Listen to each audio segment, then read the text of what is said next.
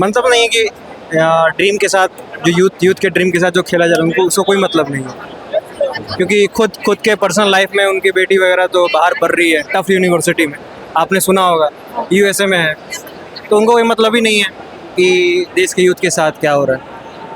क्या नाम है आपका? कॉकरोच।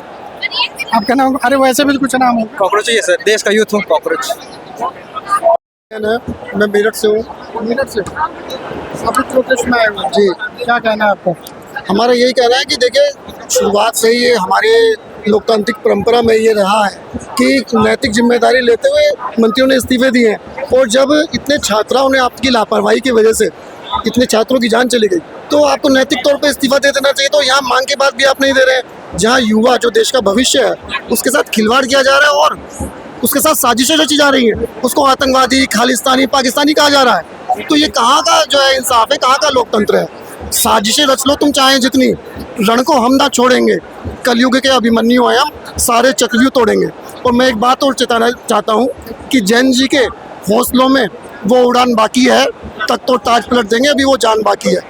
और जिस तरह से अगर युवा जो बेरोजगार है वो कॉकरोच होता है, तो आज जितने भी वकील हैं, जज हैं, आईएएस हैं, आईपीएस हैं, डॉक्टर हैं, इंजीनियर हैं, मैनेजर हैं, साइंटिस्ट हैं, अधिकारी हैं, कर्मचारी हैं, ये सब कभी ना कभी कॉकरोच रहे हैं, उनकी पर्याय वही रही है। तो मैं उनसे भी आग्रह करूंगा कि अपने अतीत को याद करते हुए अपने जूनियर्स का यहाँ इस आंदोलन में आकर साथ दें, क्योंकि एक नाटक आया था, क्योंकि सास भी कभी बहू थी, तो वैसे ही क्योंकि अधिकारी भी कभी कॉकरोच थे। तो एक चीज बताइए, आप तो देश विश्वगुरु बन गया, तो क्या सुनेंगे युवाओं को? देखिए, विश्वगुरु आप बिल्कुल ठीक कह रहे हैं। कैसा विश्वगुरु बना है कि अमेरिका, आप देखें जो डोनाल्ड ट्रंप, वो कितनी बार माननीय प्रधानमंत्री जी को धमका चुके हैं। वो ये कह चुके हैं कि हम इनका करियर खराब कर देंगे। वो उन्होंने हमारे माननीय प्रधानमंत्री जी का अपमान नहीं किया, उन्होंने 140 करोड़ जनता का अपमान किया, जो हमें बिल्कुल भी सहन नहीं है। हम ये निवेदन करना चाहते हैं कि माननीय प्रधानमंत्री जी अगर आंखों में आंख डालकर नहीं कह सकते, जैसे आयरन लेडी इंदिरा गांधी जी कह आई थी टेबल पर, छोड़ आई थी उस टेबल टॉक को, तो कम से कम सदन में, मीडिया के सामने या कहीं कम से कम उनकी बातों का खंडन तो करें। क्या ऐसा विश्वगुरु कहलाएगा भारत? आपको लगता है क्या मजबूरी है जो आपको मार्क डाल के नहीं बोल पा रहा है? कुछ तो मजबूरियां नहीं होंगी, कोई यूं ही बेवफा नहीं होता। पहले तो मोदी जी प्रचार भी करने गए वहाँ ट्रम्प को सरकार बनाने के लिए। अब देखिए, यही जो आप ही ने कहा कि विश्वगुरु बन रहा है, तो मैं तो उसका जवाब दिया। देखिए कैसा विश्वगुरु बन रहा है कि एक देश आपके अंदरूनी मामलों में दखल देता है, आपको अनुमति देता है कि अब आप जो है 1 महीने के लिए तेल खरीद सकते हो। और जो हमारा ईरान इतना पुराना साथी रहा, जो हमेशा से भारत को जो जरूरी आवश्यक सामग्री थी वो उपलब्ध कराता रहा, भारतीय करेंसी में उपलब्ध कराता रहा, उसको आपने खो दिया। क्या कारण है? कौन सी फाइल है या कौन से दोस्त को बचाना है? क्योंकि उन्होंने उसी पूंजीपतियों के लिए आज जो मध्यम वर्ग का व्यापारी है उसको भी तबाह कर दिया है। किसानों की तबाही के रास्ते खोल दिए हैं जो अमेरिका से ट्रेड डील हुई है। जो हमारा जवान है उसके लिए अग्निवीर योजना लाकर उसको भी, वीरों को भी अग्नि में झोंकने का काम किया है। तो आप बताइए, जीडीपी गिर रही है, रुपया गिर रहा है, तो कैसा विश्वगुरु बन रहा है? आपको एक आकलन का आप कर लीजिए, उसी से आपको पता लग जाएगा कि अगर हम विश्वगुरु बन रहे हैं, तो जब भारत पाकिस्तान का युद्ध हुआ तो क्यों नहीं किसी देश ने आकर हमारा समर्थन किया? और आज हमारा भारत का रुपया क्यों गिर रहा है? 16 लाख करोड़ रुपया पूंजीपतियों का क्यों माफ करा जा रहा है?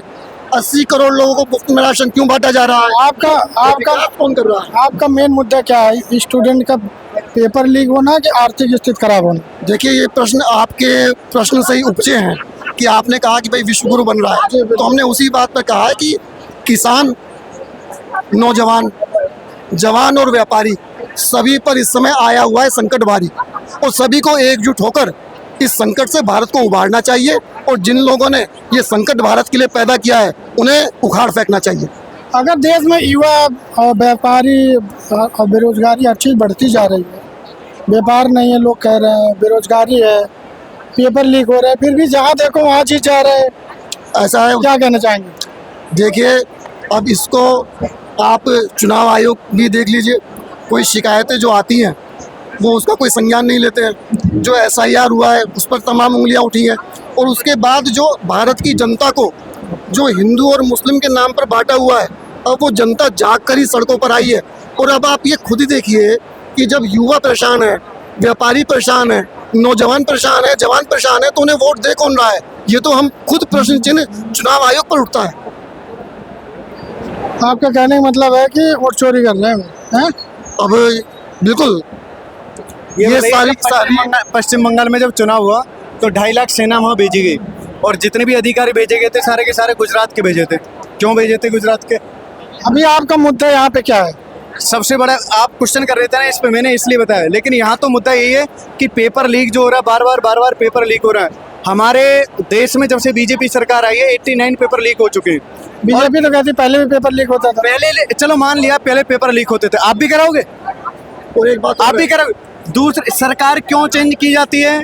उसने गलत काम किए होंगे इसलिए चेंज की जाती है। इसको चेंज करेंगे क्यों करेंगे? क्योंकि इसने गलत काम किया इसलिए करेंगे, इसलिए तो करेंगे।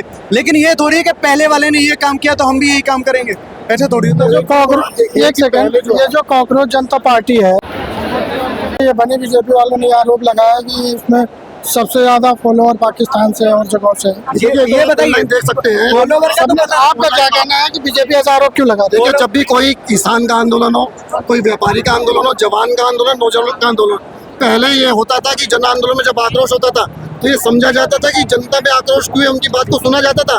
अब सिर्फ अंग्रेजों वाली दमनकारी नीति को अपनाते हुए उन्हें आतंकवादी, खालिस्तानी और पाकिस्तानी कहकर उनको अपमानित किया जाता है, अपनी जनता को अपमानित करने का काम किया जाता है। जो नेशनल न्यूज चैनल वाले हैं ना, मैं सच बता रहा हूँ आपको कि जैसे एबीपी हुआ या आज तक हुआ, ये चैनल है ना, इनके साथ मेरे दोस्त 8-8, 10-10 लड़के आए हैं।